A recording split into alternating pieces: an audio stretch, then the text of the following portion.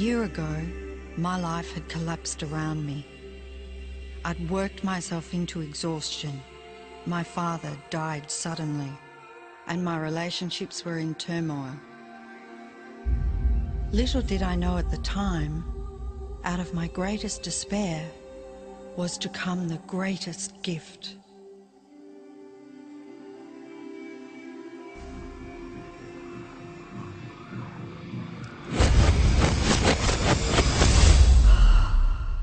I'd been given a glimpse of a great secret.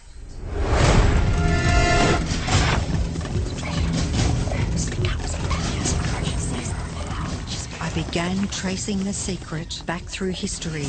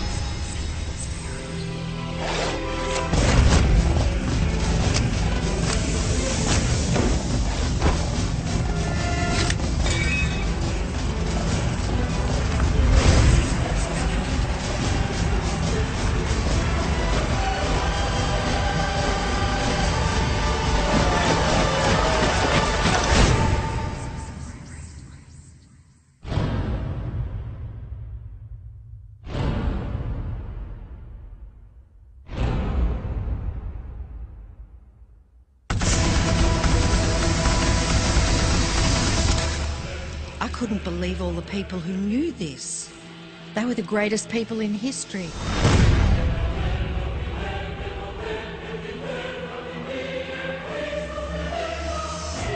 Why doesn't anyone know this?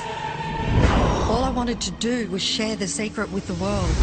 I began searching for people alive today who know the secret. One by one, they began to emerge.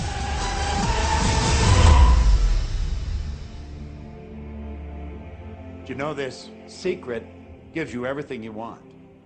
Happiness, health, and wealth. You can have, do, or be anything you want. We can have whatever it is that we choose. I don't care how big it is. What kind of a house do you want to live in? Do you want to be a millionaire? What kind of a business do you want to have? Do you want more success? What do you really want? I've seen many miracles take place in people's lives. Financial miracles, miracles of physical healing, mental healing, healing in relationships. All of this happened because of knowing how to apply the secret. This is the great secret of life.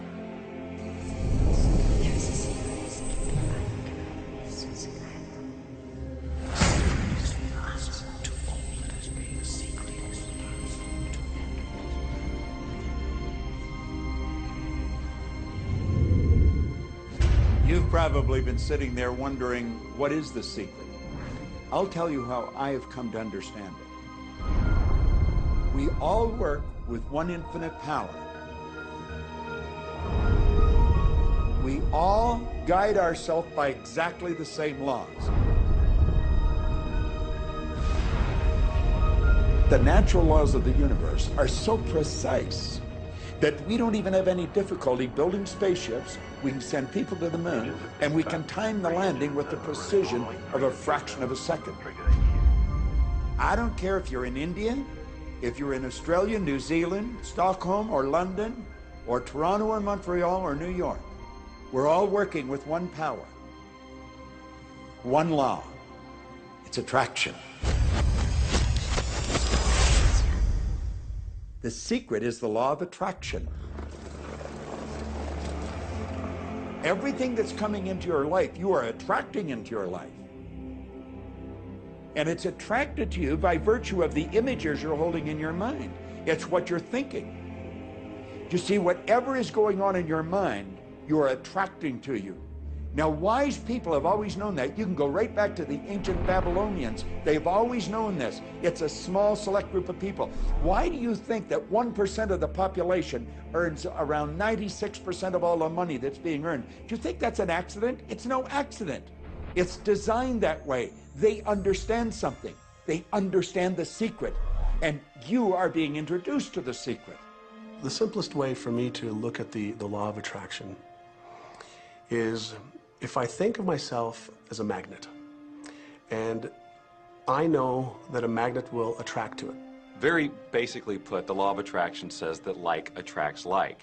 But we're really talking at a level of thought. Our job as humans is to hold on to the thoughts of what we want, make it absolute clear in our minds what we want, and from that we start to invoke one of the greatest laws in the universe, and that's the law of attraction. You become what you think about most, but you also attract what you think about most. If you see it in here, you're going to hold it here. And that principle can be summed up in 3 simple words. Thoughts become things. What most people don't understand is a thought has a frequency. Every thought has a frequency. We can measure a thought. And so if you're thinking that thought over and over and over again, or if you're imagining in your mind, okay, having that brand new car, having the money that you need, building that company, finding your soulmate, if you imagine what that looks like, you're emitting that frequency on a consistent basis. Thoughts are sending out that magnetic signal that is drawing the parallel back to you. See yourself living in abundance, and you will attract it. It always works. It works every time with every person. Here's the problem. Most people are thinking about what they don't want, and they're wondering why it shows up over and over and over again. The law of attraction doesn't care whether you perceive something to be good or bad, or whether you don't want it or whether you do want it. It's responding to your thoughts. So if you're sitting there looking at a mountain of debt, feeling terrible about it, that's the signal you're putting out into the universe. Wow, I feel really bad because of all this debt I've got. You're just affirming it to yourself. You feel it on every level of your being. That's what you're going to get more of.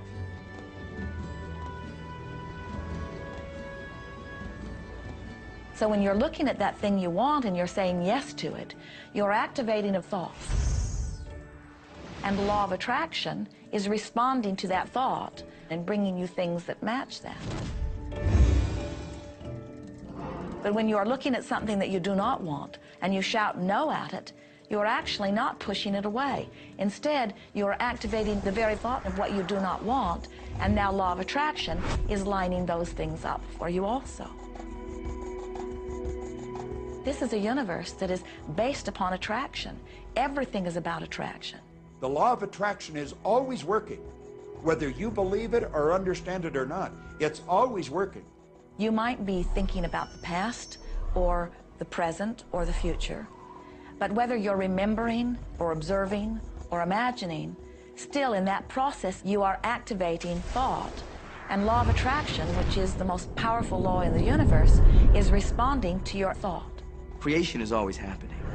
Every time an individual has a thought or a prolonged, chronic way of thinking, they're in the creation process. Something is going to manifest out of those thoughts. Law of attraction says, we'll give you whatever it is you say and focus on. And so if you're complaining about how bad it is, what you're creating is more of how bad it is. Oh, look! I copied that!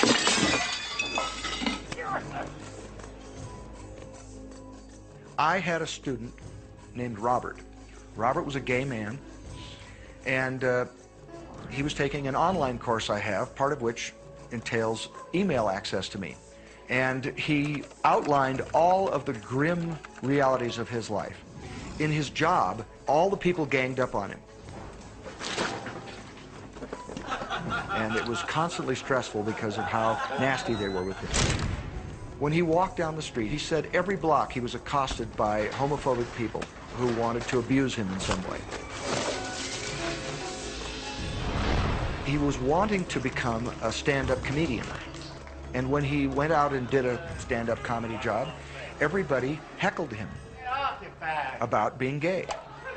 And his whole life was one of a lot of unhappiness and misery, and it all focused around this idea of being attacked because he was gay.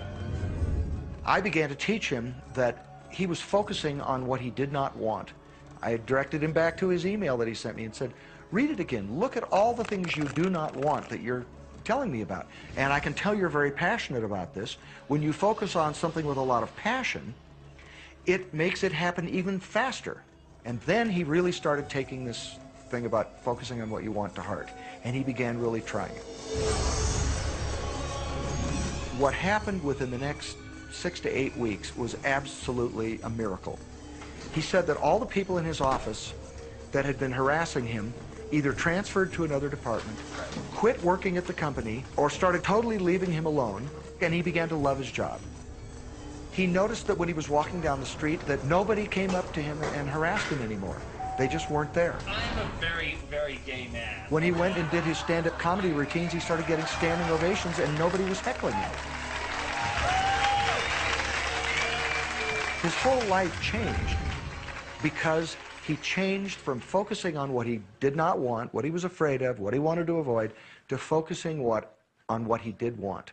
So we may be very positive in our outlook and orientation, and we tend to attract positive people and positive events and circumstances. We may be very negative in our orientation, or very angry, in which case we tend to attract negative, angry people and negative, angry circumstances.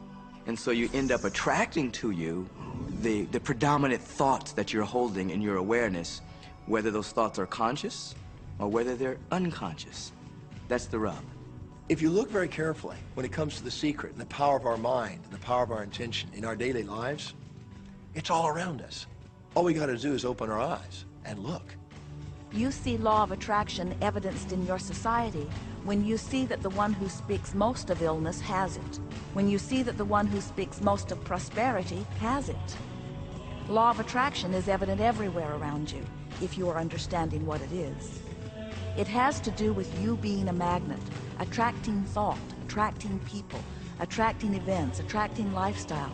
Indeed, everything that you bring into your experience, you bring because of this powerful law of attraction. I mean, I'm not talking to you from the point of view of just wishful thinking or imaginary craziness. I'm talking to you from a deeper, basic understanding. Quantum physics really begins to point to this discovery. It says that you can't have a universe without mind entering into it, that the mind is actually shaping the very thing that is being perceived. Now, if you don't understand it, doesn't mean you should reject it. You don't understand electricity, probably. First of all, no one even knows what electricity is, and yet you enjoy the benefits of it. Do you know how it works? I don't know how it works, but I do know this, that you can cook a man's dinner with electricity, and you can also cook the man. People oftentimes, when they begin to understand the great secret, become frightened of all of these negative thoughts that they have. Two things they need to be aware of. One, it has been proven now scientifically that an affirmative thought is hundreds of times more powerful than a negative thought. So that eliminates a degree of worry right there. You live in a reality where there is this buffer of time, and truly that serves you.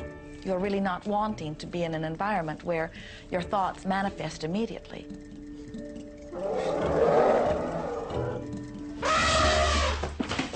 The evidence is long in coming, and that is really a good thing.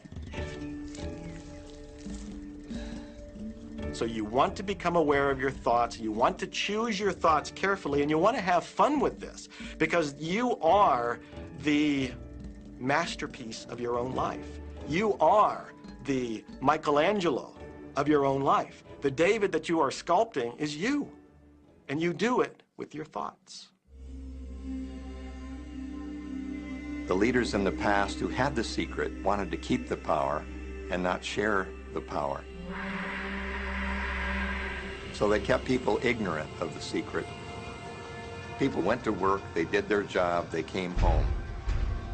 They were on a treadmill with no power because the secret was kept in the few. We live in a universe in which there are laws. Just as there's a law of gravity, if you fall off a building, it doesn't matter whether you're a good person or a bad person, you're gonna hit the ground. Everything that's around you right now in your life, including the things you're complaining about, you've attracted. Now, I know at first blush that's going to be something that you hate to hear. You know, you're going to immediately say, I didn't attract the car accident. I didn't attract this particular client. I didn't particularly attract the debt. I didn't attract whatever it happens to be that you're complaining about.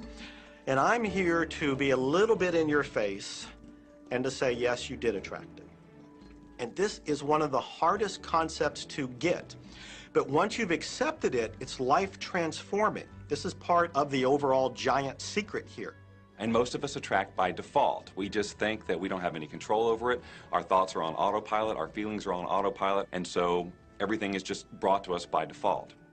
Now, if this is your first time to hear this, it may feel like, oh, I have to now monitor my thoughts. This is going to be a lot of work. It will seem like that at first, but that's where the fun begins. We do not encourage that you try to monitor your thoughts. That will sort of make you crazy. There are so many thoughts coming to you from so many different directions about so many different subjects. That's where your emotional guidance system comes in. Your emotions, your emotional guidance system is what helps you to understand what you're thinking. So your thoughts cause your feelings. The emotions are this incredible gift that we have to let us know what we're attracting. There are only two emotions from our perspective. One feels good and one feels bad. You call them all sorts of different things, but essentially, all of those negative emotions, whether you call it guilt, or anger, or frustration, all feel much the same. They do not feel good. And all of those are guidance saying that which you are thinking about right now is not in line with what you are really wanting. On another level, it's called bad frequency or bad vibes or whatever you want to call it. The one that feels good, that feeling of hope or happiness or love, that good feeling, that positive emotion, is guidance saying that which you are thinking right now is in alignment with what you are wanting. So it's really so simple. It's right there. The answer is, what am I attracting right now? Well, how do you feel? I feel good. Well, good. Keep doing that. Our feelings are a feedback mechanism to us about whether we're on track or not, whether we're on course or off course. The better you feel, the more in alignment you are. The worse you feel, the more out of alignment you are. What you are doing as you are moving through the variety of your day-to-day experience is you are offering thoughts that are literally formulating your future experience. And you can tell by the way you feel if the things that you're moving toward will please you when you get there.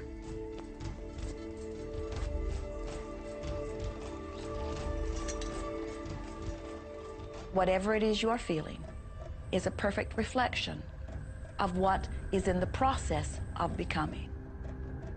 And you're getting exactly what you're feeling about, not so much what you're thinking about. That's why people, if they stub their toe out of bed, they tend to spiral.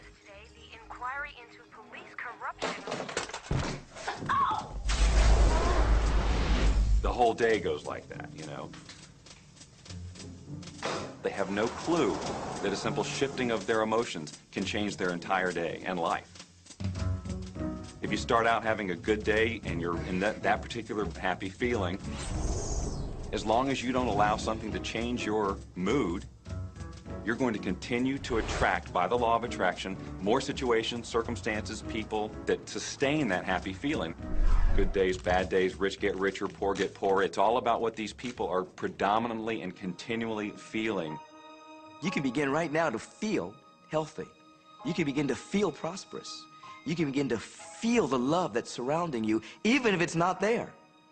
And what will happen is the universe will correspond to the nature of your song. The universe will correspond to the nature of that inner feeling and manifest, because that's the way you feel. So basically what you focus on with thought and feeling is what you attract into your experience, whether or not it's something you want. What you think and what you feel and what manifests is always a match. every single time, no exception. It's hard to swallow. But when we can begin to open ourselves up to that, the ramifications are awesome. It means that whatever thought has done in your life, it can be undone through a shift in your awareness.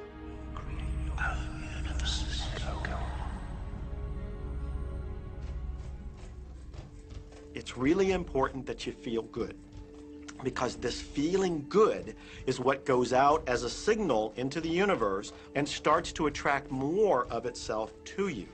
So the more you can feel good, the more you will attract the things that help you feel good, and it'll keep bringing you up higher and higher. When you're feeling down, do you know that you can change it like that? Put on a beautiful piece of music.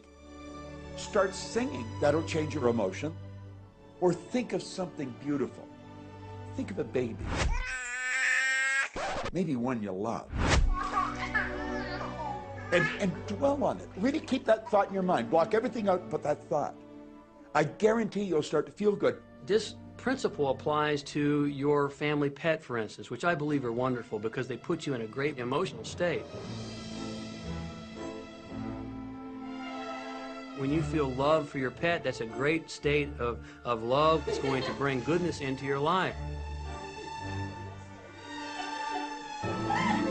What a gift that is. And when you begin to get the hang of this, when you begin to guide your thoughts based upon the way they feel, and you begin to notice the correlation between what you're feeling and thinking and what's coming back to you, before you know it, you will know that you are the creator of your own reality. And those who are watching from a distance will stand in amazement at the perfect life you live. Since I learned the secret and started applying it to my life has truly become magical. I think the kind of life that everybody dreams of, and I live on a day-to-day basis. I live in a $4.5 million mansion. I have a wife to die for. I get to vacation in all the fabulous spots of the world. I've climbed mountains, I've explored, I've been on safaris. And all of this happened and continues to happen because of knowing how to apply the secret. Life can be absolutely phenomenal, and it should be, and it will be, when you start using the secret.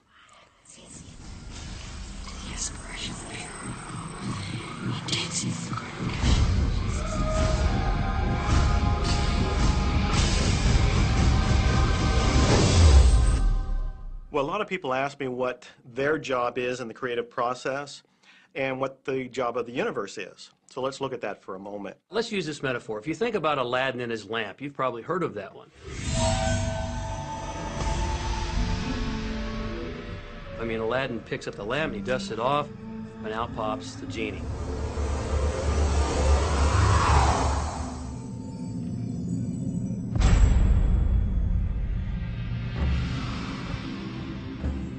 And the genie always says one thing. Your wish is my command. If you trace the story back to its origins, you know, we now think that there's 3 wishes, but if you trace the story back to its origins, there's absolutely no limit whatsoever to the wishes. Think about that one. Now, let's take this metaphor and blow it out and apply it to you in your life. Remember, Aladdin is the one who always asks for what he wants. Then you've got the universe at large, which is this grand genie, and traditions, you know, have called it so many different things. Your holy guardian angel, your higher self. I mean, we could put any label on it, and you choose the one that works best for you. But every tradition has told us there's something bigger than us. And the genie always says one thing. Your wish is my command. So we like to say to you that the creative process is a 3-step process. Step 1 is you must ask for what you want. You do not need to use words to ask. In fact, the universe is not even hearing words from you. The universe is responding completely to your thought.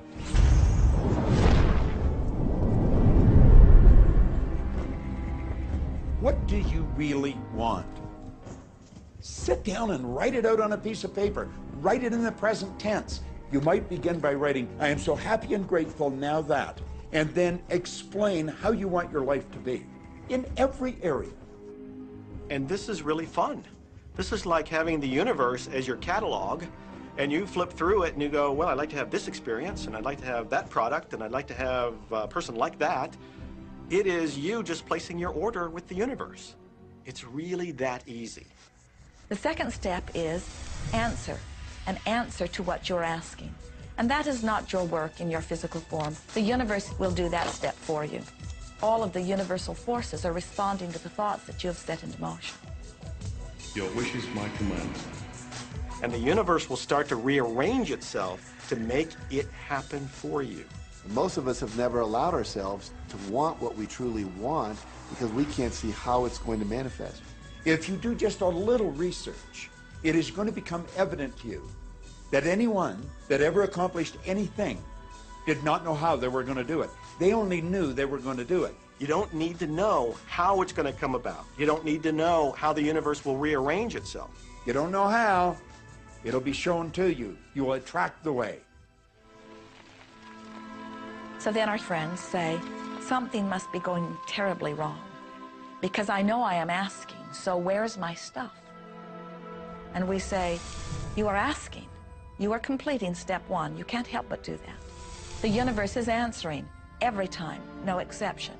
But there is another step that you must understand, and it is called step 3, which is the receiving step, which means you must bring yourself into alignment with what you're asking for.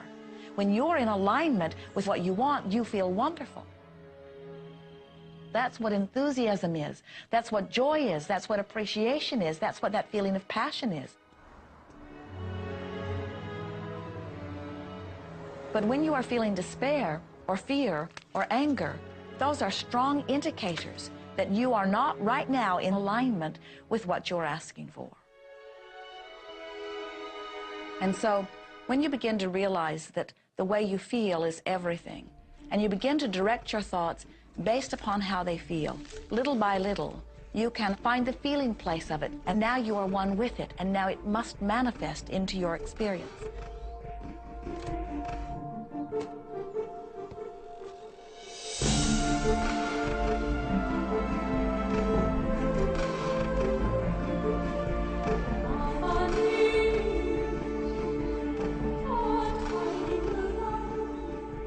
And when you turn that fantasy into a fact, you're in the position to build bigger and better fantasies. And that, my friend, is the creative process. So the law of attraction, the study and practice of the law of attraction is just figuring out what will help you generate the feelings of having it now. Go test drive that car. Go shop for that home. Get in the house. Do whatever you have to do to generate the feelings of having it now and remember them. Whatever you can do to do that will help you to literally attract it. It could be you wake up and it's just there, it's manifest. Or you might get some inspired idea of some action to take.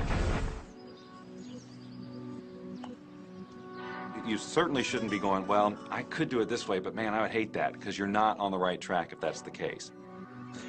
Action will sometimes be required, but if you're really doing it in line with what the universe is trying to deliver, it's going to feel joyous, you're going to feel so alive, time will just stop, you could do it all day. The universe likes speed.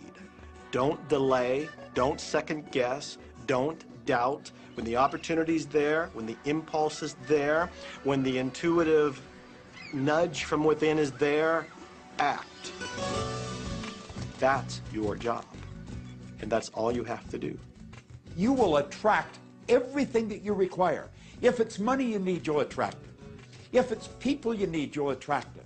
If it's a certain book you need, you'll attract it. You've got to pay attention to what you're attracted to. Because as you hold images of what you want, you're going to be attracted to things and they're going to be attracted to you. But it literally moves into physical reality with and through you. And it does that by law. You can start with nothing. And out of nothing, and out of no way, a way will be made. Think of this. A car driving through the night, the headlights only go 100 to 200 feet forward. And you can make it all the way from California to New York driving through the dark because all you have to see is the next 200 feet. And that's how life tends to unfold before us. And if we just trust that the next 200 feet will unfold after that, and the next 200 feet will unfold after that, your life will keep unfolding, and it will eventually get you to the destination of whatever it is you truly want because you want it.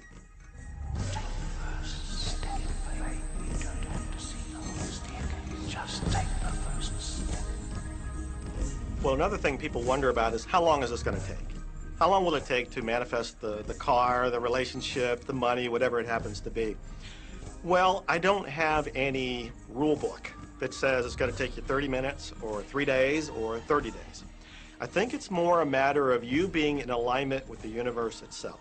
Size it's nothing to the universe. It is no more difficult to attract on a scientific level something that we consider huge to something that we consider infinitesimally small.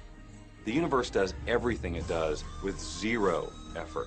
Grass doesn't strain to grow. It's effortless. It's just this great design.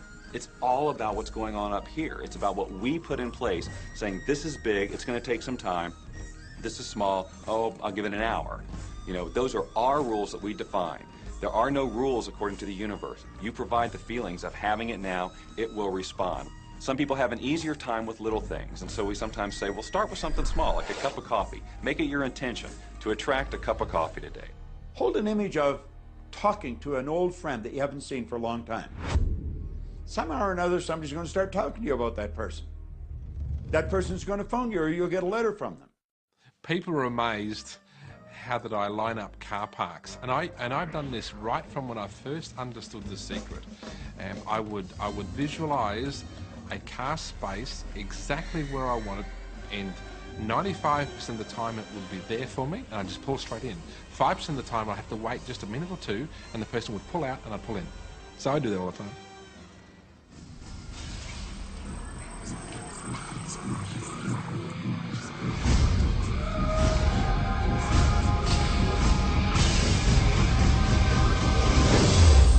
A lot of people feel stuck or in prison or confined by their current circumstances. And I'm trying to point out that whatever your circumstances right now, that is only your current reality. And current reality will begin to change as a result of watching this and beginning to use The Secret. But sometimes it feels like you're stuck because you continue to think the same thoughts over and over again. And so you tend to get the same results over and over again. And the reason is because most people offer the majority of their thought in response to what they are observing. You see, if you're just looking at what is, then you're just thinking about what is. And when you think about what is, law of attraction gives you more of it. And then if you just observe what is, then you're just thinking about what is. And law of attraction gives you more of what is. And then if you just observe what, we've been over this, haven't we? You have to find a way that you are approaching what is through a different vantage point. Most people look at their current state of affairs and they say, this is who I am. That's not who you are. That's who you were. You see, if you look at your current state of affairs right now, let's say, for instance, that you don't have a lot of money in your bank account, or you don't have the relationship that you want, or your health and fitness isn't up to par. That's not who you are. That's the residual outcome of your past thoughts and actions. So we're constantly living in this residual, if you will, of the thoughts and the actions we've taken in the past. When you look at your current state of affairs and define yourself by that, then you doom yourself to have nothing more than the same in the future. All that we are is the result we have thought. Okay, what can you do right now to begin to turn your life around? I'll tell you 2 or 3 things. Start making a list of things to be grateful for. Start with that, because this shifts your energy. It starts to shift your thinking. Where before this exercise, you might be focusing on what you don't have, and you might be focusing on your complaints, and you might be focusing on whatever the problems are. When you do this exercise, you start to go in a different direction. You start to be grateful for all the things that you feel good about. Gratitude is absolutely the way to bring more into your life. Every man knows that when his wife's appreciating him for the little things he does, what does he want to do? He wants to do more. It's always about appreciation. It pulls things in. It attracts support. I've said for many years that whatever we think about and thank about, we bring about. Because that's that feeling that you have to have, you know. And so for me, it's been such a powerful exercise every morning to get up and say thank you. Every morning when my feet hit the floor, thank you. And then I start running through what I'm grateful for as I'm going to brush my teeth and do the things I do in the morning. And I'm not just thinking about them and doing some rote routine, but I'm putting it out there and I'm feeling the feelings of gratitude. Because as soon as you start to feel differently about what you already have, you will start to attract more of the good things, more of the things you can be grateful for. Because you can look around and say, well, look, I don't have the car I want, I don't have the house I want, I don't have the health I want, I don't have the spouse I want. Whoop, back up, back up. Those are all the things you don't want. Focus on what you already have that you're grateful for. And it might be you have the eyes to watch this. It might be the clothes that you have. Yes, you might prefer something else, and you might get something else pretty soon if you start feeling grateful for what you have.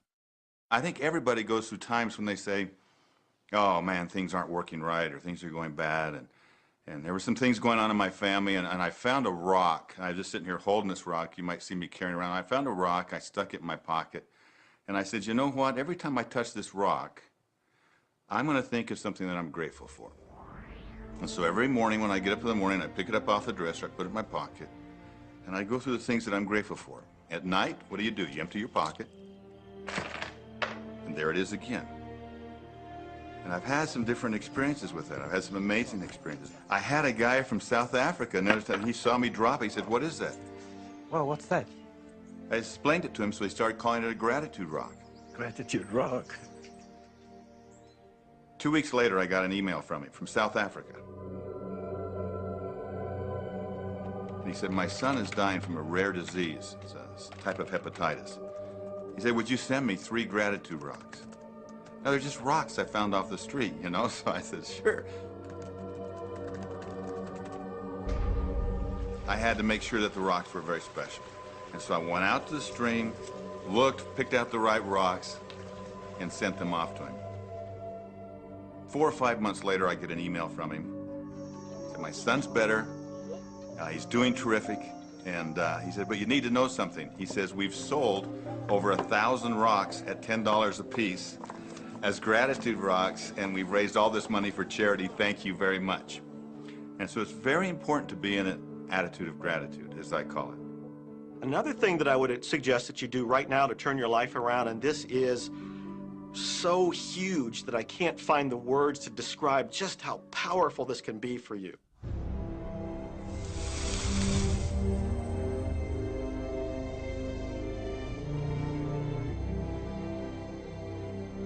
I took the visualization process from the Apollo program and instituted it during the 1980s and 90s into the Olympic program. And it was called Visual Motor Rehearsal. When you visualize, then you materialize. And the interesting thing about the mind is we took Olympic athletes and then hooked them up to sophisticated biofeedback equipment and had them run their event only in their mind. Incredibly, the same muscles fired in the same sequence when they were running the race in their mind as when they were running it on the track. How could this be? Because the mind can't distinguish whether you're really doing it or whether it's just a practice. I think if you've been there in the mind, you'll go there in the body. When you're visualizing, when you've got that picture playing out in your mind, always and only dwell upon the end result.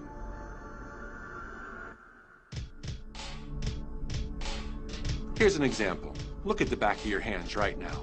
Really, look at the back of your hands. The color of your skin, the freckles, the blood vessels, the rings, the fingernails, the fake fingernails. Take in all those details right before you close your eyes.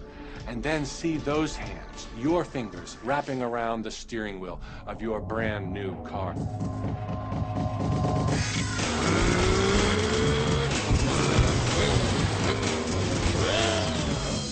This is such a holographic experience, so real in this moment, that you don't even feel like you need the car because it feels like you already have it. It's the feeling that really creates the attraction, not just the picture or the thought. And I think for a lot of people, they think, well, if I think positive thoughts, or if I visualize having what I want, that'll be enough. But if you're doing that and still not feeling abundant or feeling, loving and joyful, then it doesn't, from my mind, really create the power of the attraction. This is where the secret actually moves into action. You put yourself in the feeling place of really being in that car, not, oh, I wish I could get that car, or someday I'll have that car, because that's a very definite feeling associated with that. It's not in the now, it's not, you know, it's in the future. If you stay in that feeling, it will always be in the future. Feel the joy, feel the happiness, no matter how silly it seems in that dark and quiet room, and you're going, woohoo! Do it! A lot of people will say, you know, come on, do I have to do that? How bad do you want change?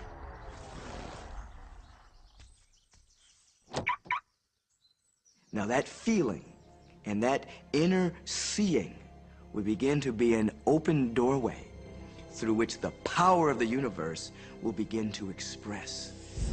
What power I cannot say. All I know is that it exists. Our job is not to figure out the how. The how will show up out of the commitment and the belief in the what. The hows are the domain of the universe. It always knows the shortest, quickest, fastest, most harmonious way between you and your dream. If you turn it over to the universe, you will be surprised and dazzled by what is delivered to you. This is where magic and miracles happen. Well, I would say you want to do this virtually daily, but my disclaimer is this should never be a chore.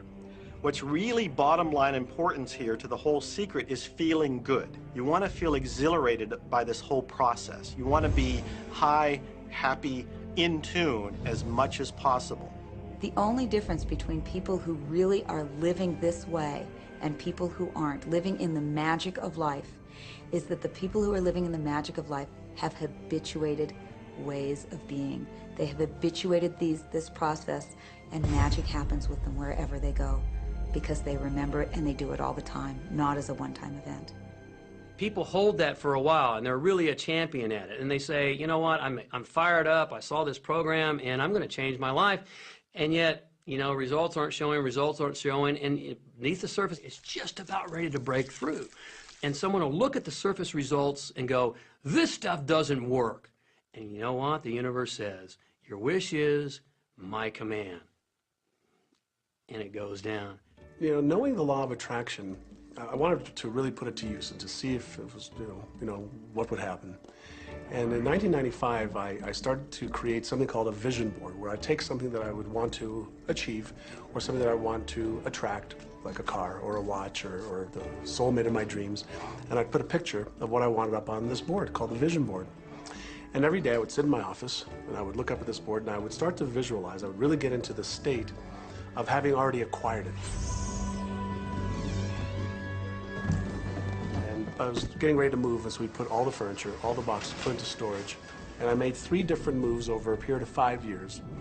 And then I ended up in California and bought this house, renovated it for a year, and then had all the stuff brought from my former home 5 years earlier.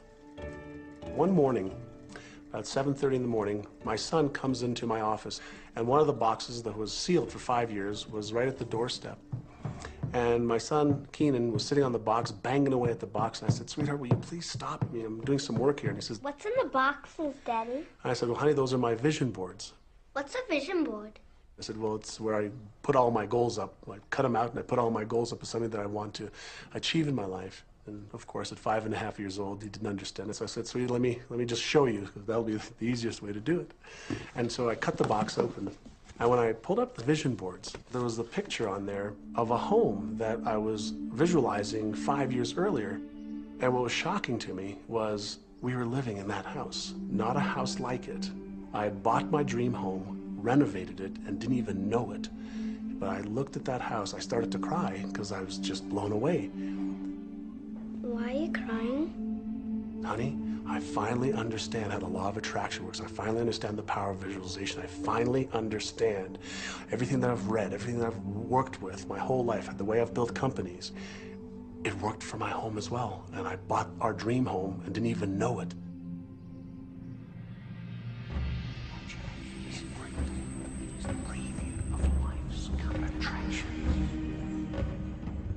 Decide what you want. Believe you can have it. Believe you deserve it. Believe it's possible for you. And then close your eyes every day for several minutes and visualize having what you already want and feeling the feelings of already having it. Come out of that and focus on what you're grateful for already. And really enjoy it, okay? And then go into your day and release it to the universe and trust that the universe will figure out how to manifest it.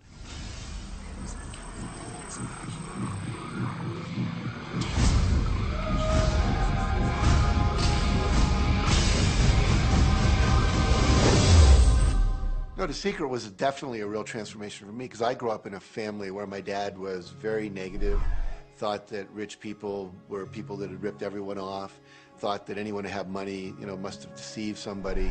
And so I grew up with a lot of beliefs about money, that if you had it, it made you bad. Only evil people have money. And, you know, money doesn't grow on trees. That was a big one. Who do you think I am, Rockefeller? That was one of his favorite phrases. So I grew up truly believing that life was difficult, that it was hard, you had to struggle. And it was only when I met W. Clement Stone that I literally began to shift my life. Whatever the mind of man can conceive. When I was working with Stone, he said, I want you to set a goal that's so big that if you achieved it, it would blow your mind. And you would know it's only because of what I've taught you that you would have achieved this goal. Well, at the time, I was making about $8,000 a year. And for some reason, I wanted something that was really measurable. So I said, I want to make $100,000 in a year. Now, I had no idea how I could do that. I saw no strategy, no possibility, but I just said, I'm going to declare that, I'm going to believe it, I'm going to act as if it's true, and release it. And so I did that. And one of the things he taught me was every day to close your eyes and visualize the goal as if it's already achieved.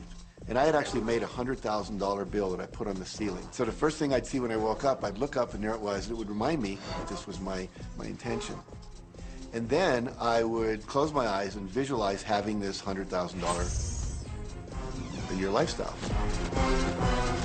And interestingly enough, nothing major happened for about 30 days. You know, I didn't have any great breakthrough ideas. No one was offering me more money.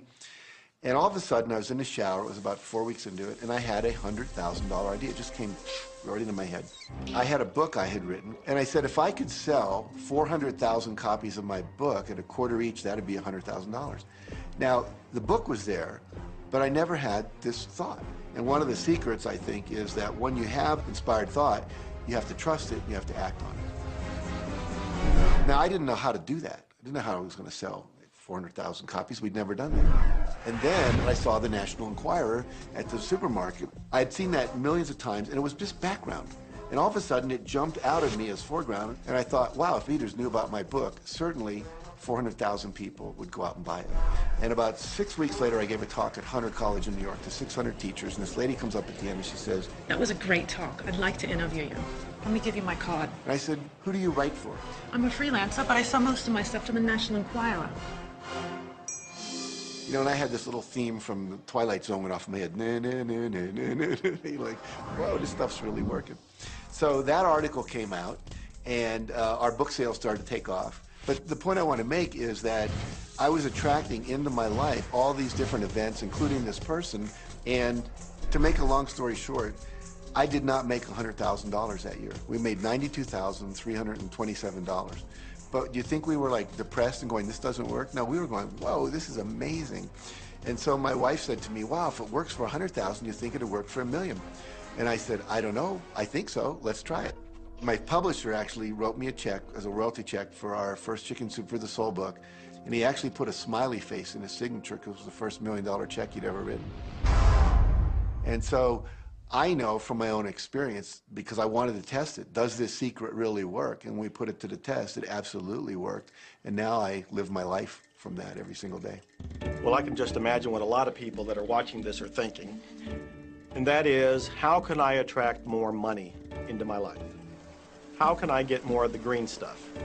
How can I get more wealth and prosperity? How can I, when I love my job, deal with the credit card debt that I have? And the realization that maybe there's a ceiling on the money that can come in because it's coming to me through my job. How can I bring in more? Intend it. This goes back to one of the things we've been talking about throughout the whole secret. Your job is to declare what you would like to have from the catalog of the universe. Well, if cash is one of them, say how much you would like to have. I would like to have $25,000 unexpected income within the next 30 days. or whatever it happens to be. It should be believable for you. Most people have a goal of getting out of debt. That'll keep you in debt forever. Whatever you're thinking about, you will attract. You'll say, but it's get out of debt. I don't care if it's get out or get in. If you're thinking debt, you're attracting debt. Set up an automatic debt repayment program and then start to focus on prosperity. So many times people say to me, well, I'd like to double my income in the next year. But then you look at their actions and they're not doing the things that are going to make that happen. And they'll turn right around and go, well, I can't afford that. Okay, guess what? Your wish is my command. As you are fussing about not having enough money, as you are talking to your friend about not having enough money, as you are feeling unhappy about not having enough money, you're actually activating within yourself or continuing the activation of a thought that is very different from the desire that you have launched. What it just comes down to is you just can't want more money and focus upon not enough. When I first understood the secret, I was getting bills. Every day I'd get a bunch of bills in the mail. And I thought, how do I turn this around? The law of attraction states that what you focus on, you will get. So I got a bank statement. I whited out the total and I put a new total in there. I put exactly how much I wanted to see in the bank. So I thought, what if I just visualize checks coming in the mail? So I just visualize a bunch of checks coming in the mail. Within just 1 month, things started to change. And it is amazing. Today, I just get checks in the mail. I get a few bills, but I get more checks than bills. I grew up on you have to work hard for money, you have to work hard for money. And so I replaced that with money comes easily and frequently. Now, in the beginning, it feels like a lie, right? There was a part of your brain that will say, oh, you liar, it's hard. So you have to know it's this little tennis match that will go on for a while. When it comes to creating wealth, wealth is a mindset. It's all about how you think. I'd say 80% of my coaching that I do one-on-one with folks is about their psychology and the way they think. And I know when people are listening, they say, oh, well, you can do it, I can't. Every person has the capability to change the way they're in a relationship and conversation with money. I find so many people who maybe make a tremendous amount of money, but their relationships stink. That's a technical term, by the way. And that's not wealth. It really isn't. You can go after the money and you might get rich, but it doesn't guarantee you'll be wealthy. I'm not suggesting that money isn't a part of wealth. It absolutely is.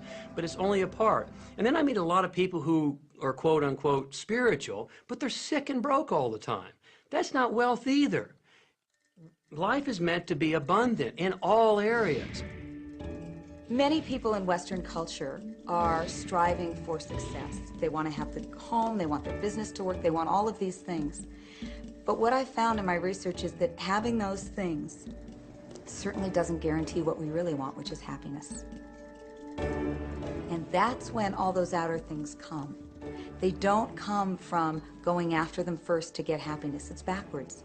You go for the sense of inner joy, of inner peace, of inner vision first, and then all the other things from the outside appear.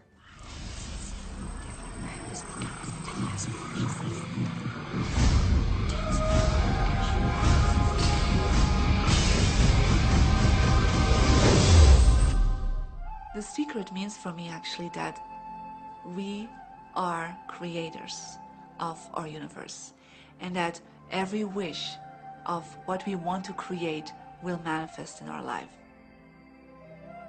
Therefore, it's very important what you wish, what your thoughts are, what your feelings are, because it will manifest. Now, one day I went into somebody's home, and he was an art director of a very famous film producer. And in every corner, he had this beautiful image of a woman, a naked woman dressed with a fabric, kind of doing this, kind of saying, oh, I don't look at you, I don't see you, And I said, I think you have trouble in your romance. Are you a clairvoyant or something? No, but look, 7 places you have exactly that woman. But I love that kind of painting. I painted it myself. That's even worse, I said, because you put all your creation and your creativity in it. Now, he's this gorgeous-looking man. He has all these actresses around him because that's the work he does. He doesn't get romance. I said, what do you want? Well, I want to date 3 women a week. Okay, paint yourself with 3 women and hang it in every corner.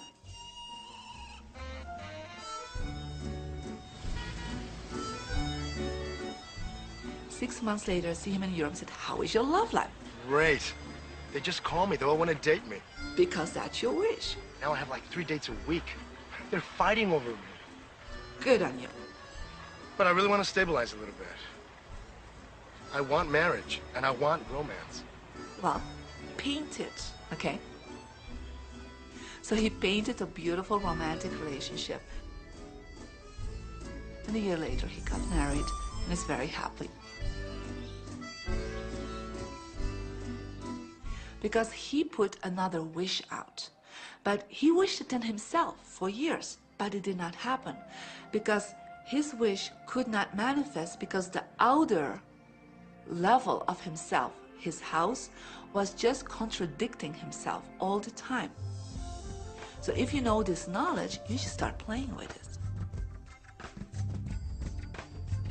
Inside relationships, it's important to first understand who's coming into the relationship. And I don't mean about your partner, I mean about you. How can you ever expect anyone else to enjoy your company if you don't enjoy your own company? And so, again, the law of attraction or the secret is about bringing that into your life, and you've got to get really, really clear. Here's the question I would ask you to consider. Do you treat yourself the way that you want other people to treat you? You become the solution for you. Don't like, now you owe me and you need to give me more. Instead, give more to yourself. Take time off to give to yourself, in a sense, to fill yourself up to fullness, to where now you can overflow in giving. I got into many relationships expecting my partner to show me my beauty.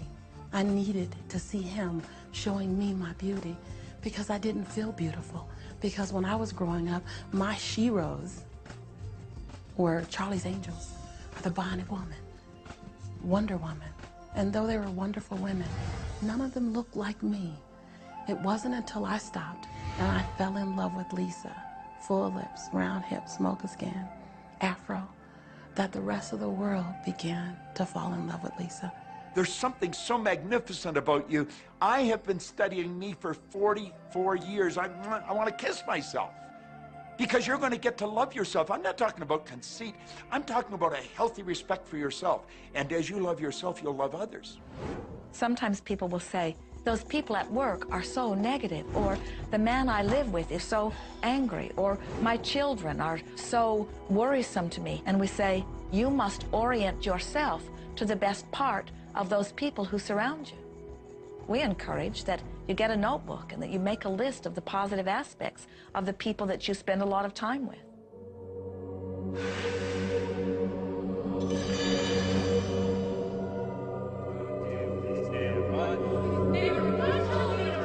There could be someone that you have a terrible experience with, a terrible relationship with. And in the privacy of your own mind, and with quite a bit of work, we will admit, as you focus upon things that you like most, those people will become that mostly to you. And even though you cannot create in their reality, if they are in a mood or an attitude that doesn't match the mood or attitude that you have about them, they'll zig while you zag. Law of attraction will not put you in the same space together. Your frequencies don't match up. If you knew your potential to feel good, you would ask no one to be different so that you can feel good. You would free yourself of all of that cumbersome impossibility of needing to control the world or control your mate or control your child. You're the only one who creates your reality.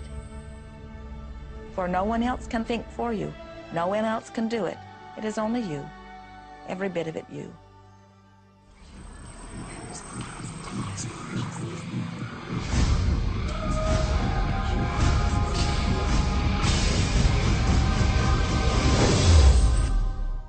It's important to recognize that our body is really the product of our thoughts.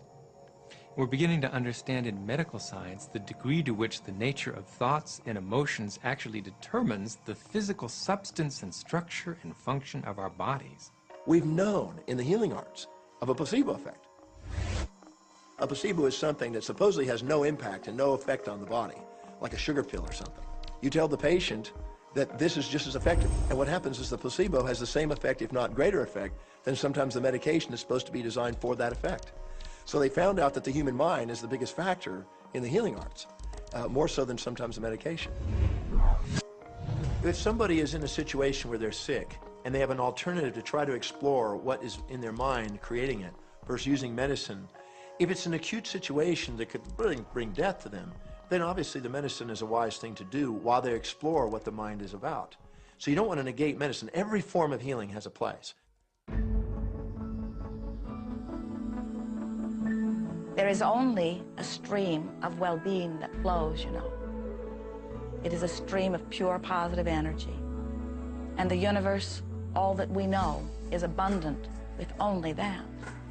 This is a world that is based upon well-being, and well-being dramatically abounds. And when you are allowing that stream to flow in its fullness, you feel very, very good. And when you are pinching it off a bit, you feel not so good. There is only a stream of goodness or well-being which you are allowing or not. And your magnificent emotions are telling you what the mix is, how you're doing in your allowing or your resisting of this connection. You know people who have had terminal disease. Stop and think of the word dis-ease. Hyphenate the word. That's a body that's not at ease. We've got 1,000 different diagnoses and disease out there. They're just the weak link. They're all the result of one thing: stress. And you put enough stress on the chain, you put enough stress on the system, and one of the links breaks. Our physiology creates disease to give us feedback, to let us know we have an imbalanced perspective and we're not loving and we're not grateful. So the body's signs and symptoms are not something terrible. The question that's frequently asked is when a person has manifested a disease in their body temple or some kind of discomfort in their life, through the power of right thinking, can it be turned around? And the answer is absolutely yes. On November 23rd, I was diagnosed with breast cancer. I truly believed in my heart, with my strong faith, that I was already healed. During the day, all day long, I would just say, thank you for my healing. On and on and on I went, thank you for my healing. I believed in my heart I was healed. I saw myself as if cancer was never in my body. One of the things I did to heal myself was to watch very funny movies. That's all we would do, is just laugh, laugh, laugh.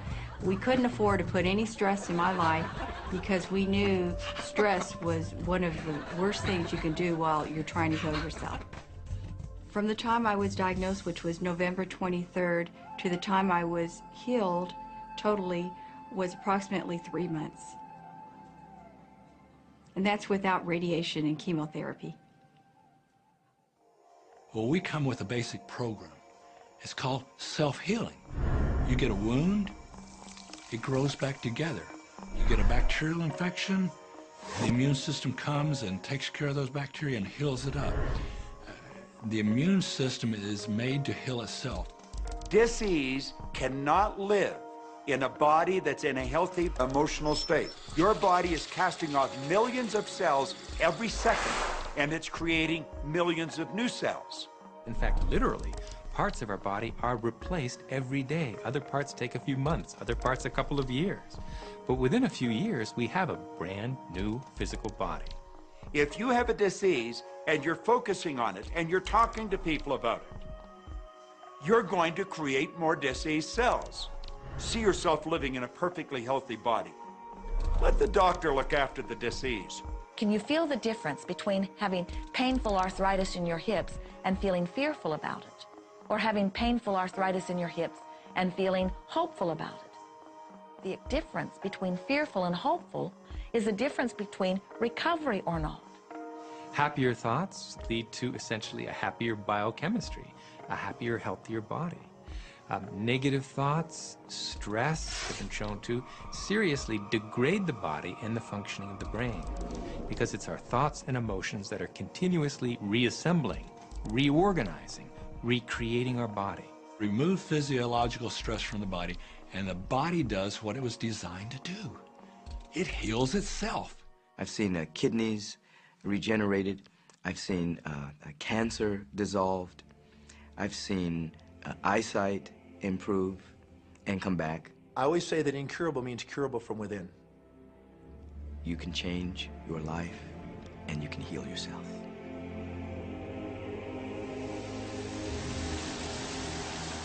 Well, my story begins on March 10, 1981. It really changed my whole life. It was a day I'll never forget. I crashed an airplane.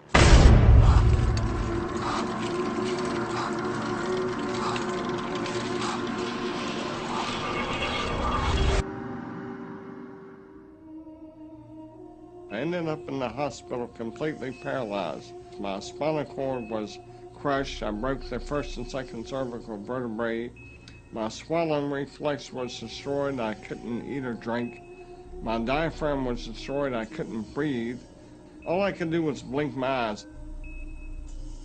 The doctors, of course, said all my life I'd be a vegetable. All I'd do is blink my eyes the rest of my life. That's the picture they saw of me, but it didn't matter what they thought. The main thing was what I thought.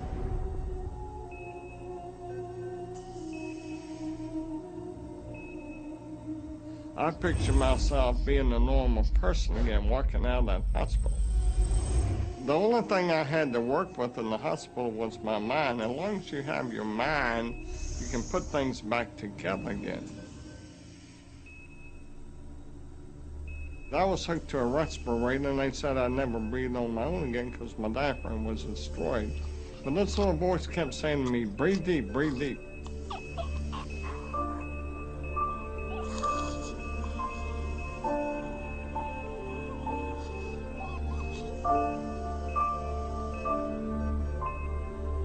Finally, I was weaned from it. They were at a loss for an explanation. See, I could not afford to allow anything to come in my mind that would distract me from my goal and from my vision.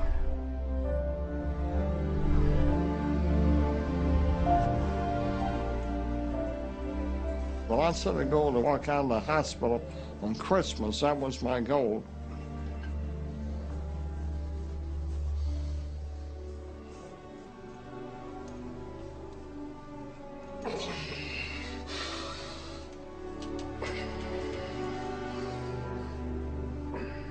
Eight months later, I walked out of the hospital on my own 2 feet. They said it couldn't be done. That's a day I will never forget.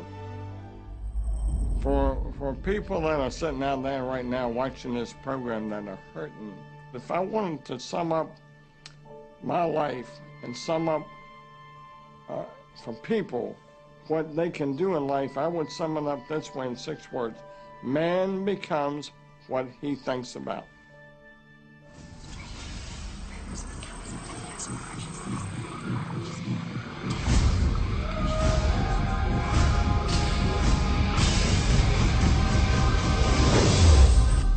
We notice that there are so many people who are living life in a very conditional way. They look out and they see things that are wonderful and they say, yes, we want more of those. We would vote for that. We would support that with our time and energy and money.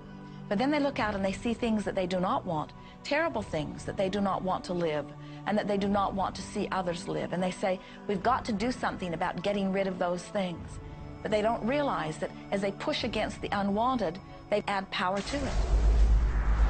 In this world, there is a war against poverty and a war against cancer and a war against teenage pregnancy and a war against terrorism and a war against violence and a war against terrorism. We mentioned that there's a war against terrorism, and all of this pushing against is only adding to, because you can't say no and make it go away. When you shout no, law of attraction is lining that up.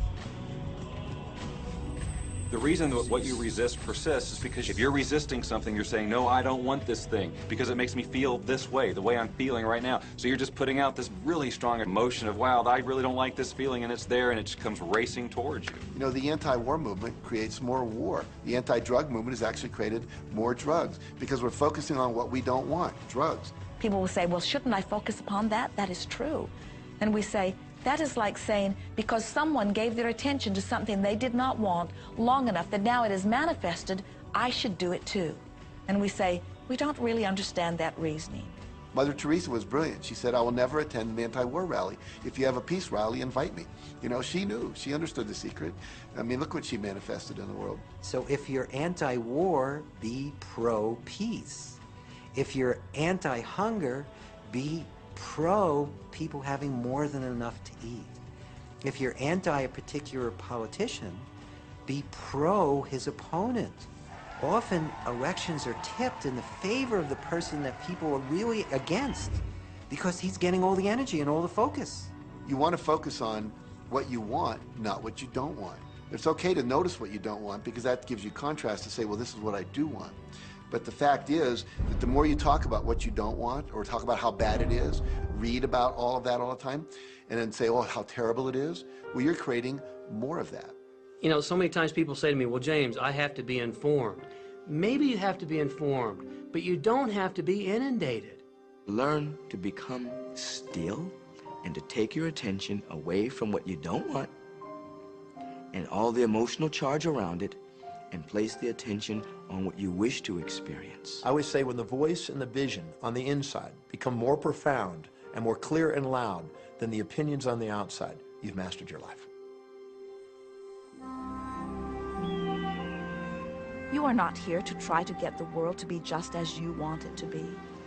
You are here to create the world around you that you choose, while you allow the world as others choose it to be, to exist also.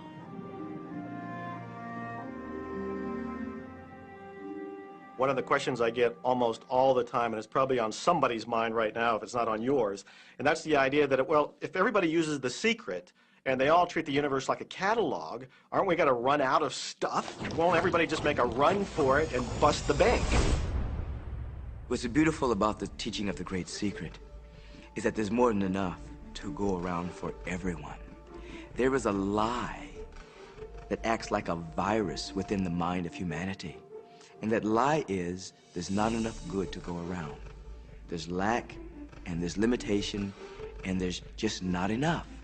That lie has people living in fear, greed, stinginess, and those thoughts of fear, greed, stinginess, and lack become their experience. So the world has taken a nightmare pill. Now the truth is, there's more than enough good to go around. There's more than enough creative ideas. There's more than enough power. There's more than enough love. There's more than enough joy. All of this begins to come through a mind that is aware of its own infinite nature. Every great teacher who's ever walked the planet has told us that life was meant to be abundant. And so, just when we think that resources are dwindling, we find new resources to achieve the same things. And so even though we say we have lack, it's because we don't open up our vision and see all of what's around us. You know, when everybody starts to live from their heart and go for what they want, they don't go for the same things. That's the beauty of this. We don't all want BMWs. We don't all want the same person. We don't all want the same experiences. We don't all want the same clothing. We don't all want fill in the blank. There's enough for everyone. If you believe it, if you can see it, if you act from it, it will show up for you. That's the truth. So let the variety of your reality thrill you as you get to choose from among it those things that you're wanting. And when you see something that you want in your experience, think about it. Find the feeling place of it. Get inside of it. Talk about it and write it down. Write a script about it. Make it your reality by becoming a match to it. And when you see those things that you're not wanting in your experience, do not talk about them. Don't write about them. Don't join groups that worry about them. Don't push against them. Do your best to ignore them. Remove your attention from the things that you do not want, while you give your undivided attention to the things that you do want. Most of the leaders in the past missed the great part of the secret, which is empowering and sharing with others. This is the best time to have ever been alive in history. It's the first time we've ever had the power to gain knowledge at our fingertips.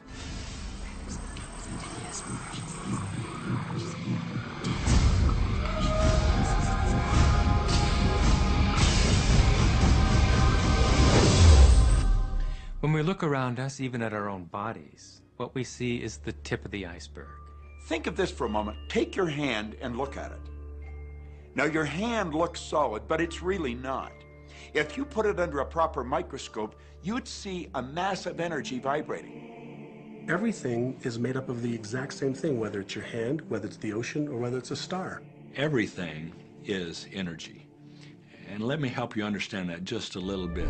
There's the universe, of course, and our galaxy, and our planet, and then individuals, and then inside of this body are organ systems, and then there's cells, and then there's molecules, and then there's atoms, and then there is energy. So there are a lot of levels to talk about something on, but everything in the universe is energy. I don't care what city you're living in, you've got enough power in your body, potential power, to illuminate the whole city for nearly a week. Most people define themselves by this finite body, but you're not a finite body. I mean, even under a microscope, you're an energy field. Well, what we know about energy is this. You go to a quantum physicist and you say, what creates the world? And he or she will say, energy. Well, describe energy. Okay, it can never be created or destroyed. It's always was, always has been. Everything that ever existed always exists. It's moving into form, through form, and out of form. Okay, great. You go to a theologian and you ask the question, what created the universe? And he or she will say, God. Okay, describe God. Always was and always has been, never can be created or destroyed, all that ever was, always will be, always moving into form, through form, and out of form. You see, it's the same description, just different terminology. And so if you think you're this meat suit running around, think again. You're a spiritual being. You're an energy field operating in a larger energy field. We're all connected. We just don't see it. There isn't an out there and an in here. Everything in the universe is connected. It's just one energy field. You are extensions of source energy, and you are here in these magnificent bodies, but your bodies have distracted you, for the most part, from who you really are. You are source energy. You are eternal beings. You are God force. You are that which you call God. Scripturally, we could say that we are the image and the likeness of God. We could say we are another way that the universe is becoming conscious of itself. We could say that we are the infinite field of unfolding possibility. All of that would be true.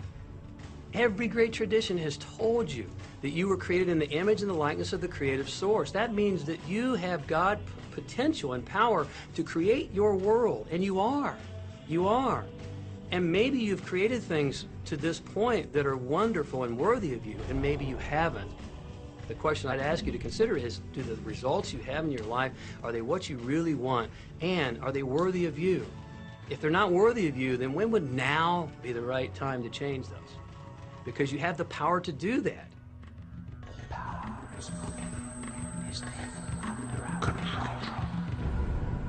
You know, a lot of people feel like they're victims in life, and they'll often point to past events, perhaps growing up with an abusive parent or in a dysfunctional family. And I would add as a parenthesis here that most psychologists believe that about 85% of families are dysfunctional. So it's like all of a sudden you're not so unique. My parents were alcoholics, my dad abused me, my mother divorced him when I was 6. From the age of 13 to 18, I was involved in street gangs. I had a severe motorcycle accident. I was homeless at one point in Dallas. I lived in poverty for 15 years in Houston. When I was a child, I had learning difficulties, and I was considered learning disabled, and I was told I would never read, write, or communicate, never amount to anything, not go very far in life. I mean, that's almost everybody's story in some form or not. So that's just called so what. The real what is, what are you going to do now? What do you choose now? Because you can either keep focusing on that or you can focus on what you want. And when people start focusing on what they want, what they don't want falls away. And that part expands and the other part disappears. We are wanting you to come to the place where you're beginning to offer your thought deliberately, where you're guiding your thoughts on purpose, where you are the creator of your own experience because you are the manager of your own thoughts. The beautiful thing about the law of attraction is that you can begin where you are, and you can begin to think, real thinking, and you can begin to generate within yourself a feeling tone of harmony and happiness.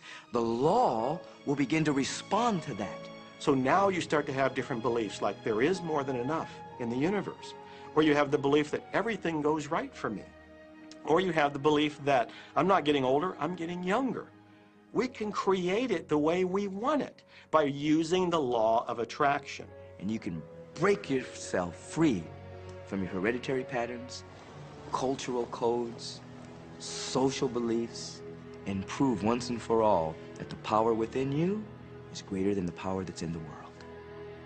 Some of you may be thinking, well, that's very nice, but I can't do that, or she won't let me do that, or he'll never let me do that, or I haven't got enough money to do that, or I'm not strong enough to do that, or I'm not rich enough to do that, I'm not. Every single I'm not is a creation. Whether you can or you can't, you are right.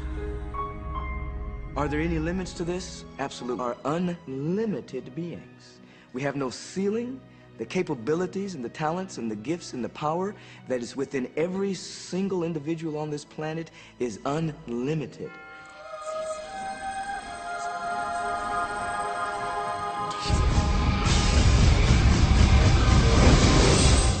There is no blackboard in the sky on which God has written your purpose, your mission in life. There's no blackboard in the sky that says, Neil Donald Walsh, a handsome guy who lived in the first part of the 21st century, who, colon, then there's a blank, you know, and all I have to do to really understand what I'm doing here, why I'm here, is to find that blackboard and find out what God really has in mind for me. But the blackboard doesn't exist. So your purpose is what you say it is. Your mission is the mission you give yourself. Your life will be what you create it as, and no one will stand in judgment of it, now or ever. It took a lot of years for me to get this, because I grew up very much with this idea that, you know, there was something I was supposed to do, and if I wasn't doing it, I was like, God wouldn't be happy with me, you know? When I really got that my primary aim was to feel and experience joy, then I began to do only those things which brought me joy. We have a saying, you know, if it ain't fun, don't do it, you know? Joy, love, freedom, happiness, laughter. That's what it is. And if you've just experienced joy sitting there and meditating for an hour, by golly, do that. If you experience joy eating a salami sandwich, then do that. When I pet my cat, I'm in a state of joy. When I walk in nature, I'm in a state of joy. So I want to constantly put myself in that state. And when I do that, then all I have to do is have the intention of what I want, and what I want manifest. So inner happiness actually is the fuel of success. Anything that makes you feel good is always going to be drawing in more. You are listening to this right now. It's you that drew this into your life. It's your choice whether you want to take it and utilize it. If it feels good, if it doesn't feel good, then you know, let it go. Find something that feels good, that resonates with your heart.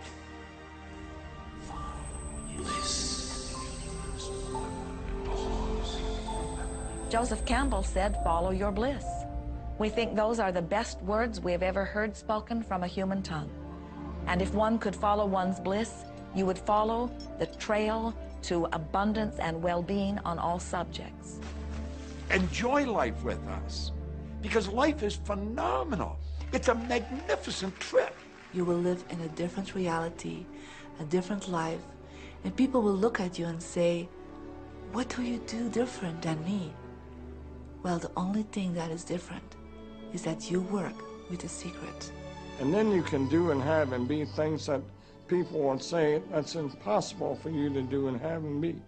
We're really now moving into a new era. It's the era where the last frontier is not space, as Star Trek would say, but it's going to be mind.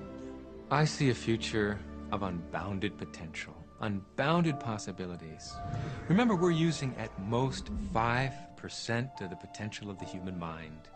100% human potential is the result of proper education. So imagine a world where people were using their full mental and emotional potential. We could go anywhere. We could do anything, achieve anything. See yourself with the good that you desire. Every religious book tells us that. Every great book on philosophy, every great leader, all the avatars who have ever lived.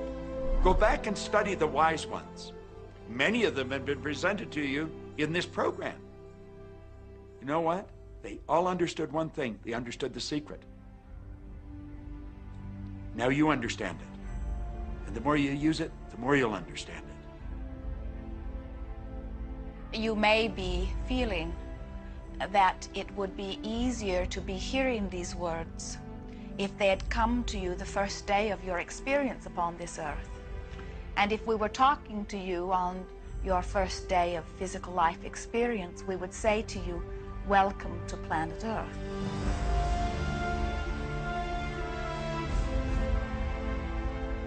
There is nothing that you cannot be or do or have. You are a magnificent creator, and you are here by your powerful and deliberate wanting to be here. Go forth, giving thought to what you are wanting, attracting life experience to help you decide what you want, and once you have decided, giving thought only unto that. Most of your time will be spent collecting data that will help you decide what it is you want. But your real work is to decide what you want and then to focus upon it. For it is through focusing upon what you want that you will attract it. That is the process of creating. I believe that you're great, that there's something magnificent about you. Regardless of what has happened to you in your life, regardless of how young or how old you think you might be, the moment you begin to think properly, there's something that is within you, there's power within you that's greater than the world, it will begin to emerge. It will take over your life. It will feed you. It will clothe you. It will guide you, protect you, direct you, sustain your very existence if you let it. Now that is what I know for sure.